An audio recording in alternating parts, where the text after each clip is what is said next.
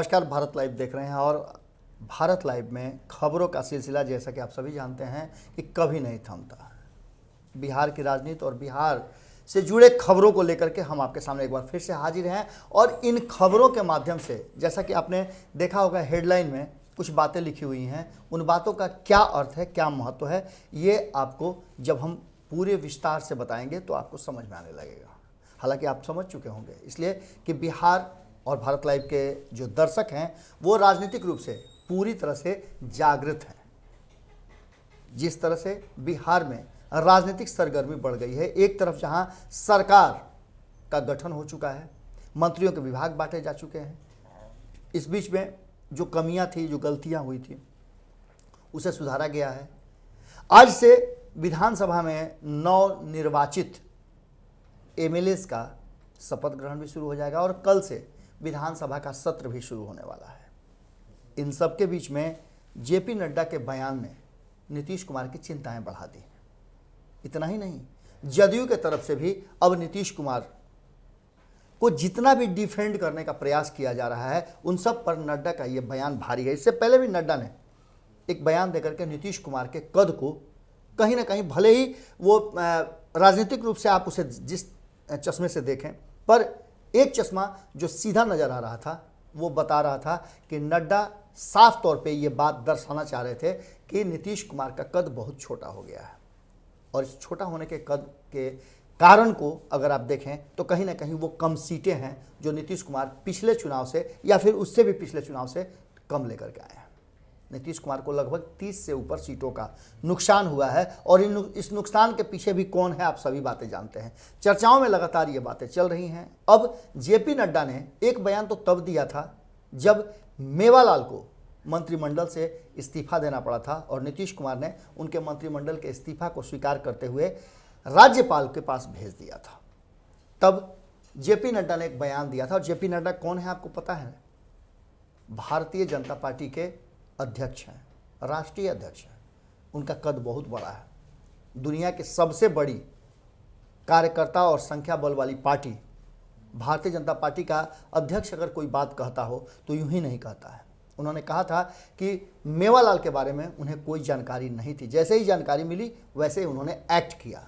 अब ये समझ लीजिए, एक तरफ मीडिया को बुला करके प्रेस वार्ता के माध्यम से जदयू के लोग ये कहते हैं कि सुचिता का हमने ध्यान रखते हुए मेवालाल का इस्तीफा कराया, वहीं दूसरी तरफ जेपी नड्डा जो बात कहते हैं उस बात का अर्थ आप समझ लेते हैं। दोनों के बातों में काफ़ी अंतर है।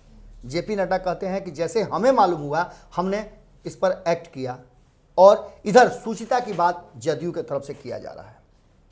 कौन सच्चा कौन झूठा, लेकिन कहीं ना कहीं इसमें वर्चस्व और प्रभाव की बातें शुरू हो चुकी हैं। अब जेपी नड्डा का जो बयान आया है, जिसके लिए हम ये खबर आपको लेकर के आए हैं, वो ये है कि जेपी नड्डा ने एक बार फिर से नीतीश कुमार को खारिज कर दिया है। उन्होंने साफ तौर पे कहा है कि इस बार नीतीश कुमार इस चुनाव में कहीं नहीं है। न तो उनके चलते बिहार की जनता ने वोट किया है और न उनके चलते सीटें आई हैं। इसका सीधा सा अर्थ उन्होंने उन सीटों के तरफ इशारा करते हुए कहा है कि ये सब कुछ प्रधानमंत्री और प्रधान सेवक नरेंद्र मोदी जी के एक्ट और उनके काम के चलते हुआ है। नरेंद्र मोदी जी ने जो कुछ भी किया है उसी का परिणाम है कि बिहार में बिहार की जनता ने जनादेश दिया है और हमें सरकार में बैठने का मौका दिया है।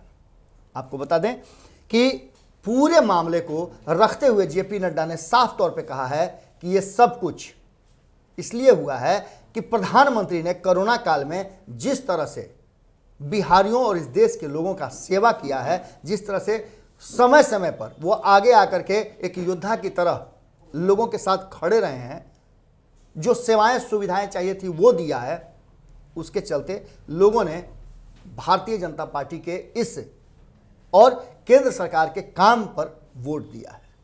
बिहार के लोगों को भरोसा है कि केंद्र सरकार अब बिहार और प्रधानमंत्री खास करके नरेंद्र मोदी बिहार को एक बेहतर राज्य बनाने के लिए, एक समृद्ध राज्य बनाने के लिए हर काम करेंगे, जैसा कि उन्होंने वादा किया है। और इसी आधार पर लोगों ने सबको खारिज करते हुए प्रधानमंत्री के वादे पर, उनके इरादे पर वोट किया है। ऐसी स्थिति में आप समझ सकते हैं कि जब एक पार्टी का, बड़ी पार्टी का अध्यक्ष इस तरह की बातें बोलता हो तो नीतीश कुमार को क्या कुछ लगेगा। निश्चित रूप से नीतीश कुमार की चिंताएं बढ़ा दिया है जेपी नड्डा ने। बार बार ये बातें कही जा रही हैं कि भारतीय जनता पार्टी नीतीश कुमार को लंबे समय तक लेकर के चलने की स्थिति में नहीं है। वो एक प्लान के तहत नीतीश कुमार को लेकर के जा रही है और जहां उसे लगेगा कि अब ये बोझ होते गए हैं, उस बोझ को वहीं उतार देगा। क्या होगा ये तो भविष्य के गर्भ में है, लेकिन वर्तमान परिस्थितियों में जिस तरह से बयान आने शुरू हो गए हैं, अभी और भी बयान आपको दिखाने बाकी हैं। भारतीय जनता पार्टी के कई ऐसे लोग जिनके मुंह पर टेप चिपकाया हुआ था, अब हटा दिया गया है, उनके भी बयान हम आपको लेकर के आएंगे। तुरंत आपको बताते हैं कि क्या कुछ नीतीश कुमार के विरुद्ध या फिर इस तरह की बातें शुरू कर दी गई हैं जिससे नीतीश कुमार की मुश्किलें बढ़ने लगी हैं और उनकी चिंताएं भी बढ़ गई हैं।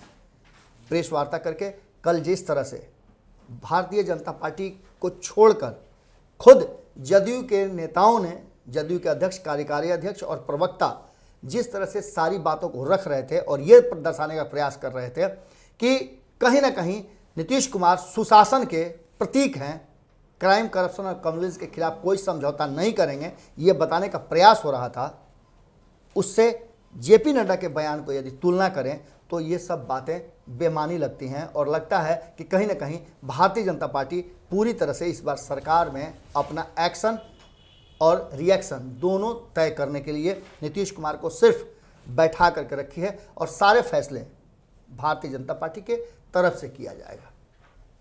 खबरों का सिलसिला भारत लाइव पर लगातार जारी है। यदि आपको हमारी खबरें अच्छी लगती हैं तो आप इन खबरों को साझा कर सकते हैं। जब शेयर करेंगे तो निश्चित रूप से अधिक लोगों तक ये बातें पहुंचेंगी और इसके साथ आपका सहयोग, समर्थन भी हमें चाहिए। सच्ची पत्रकारिता को जीवित रखने के लिए आपका सहयोग, 1 रुपये का सहयोग भी हमें स्वीकार है। आप जितना भी सहयोग हमें करना चाहते हैं, जितना हमें मजबूती देना चाहते हैं, वो मजबूती आप हमें दे सकते हैं।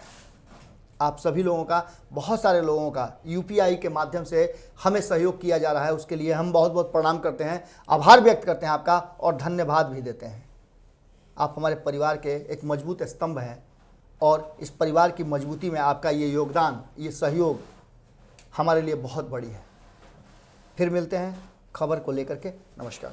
अगर ये वीडियो पसंद आई और वह बिहार के राजनीति और बिहारियत से सरोकार रखेनी तो सब्सक्राइब बटन दबा के चैनल के सब्सक्राइब कर ली।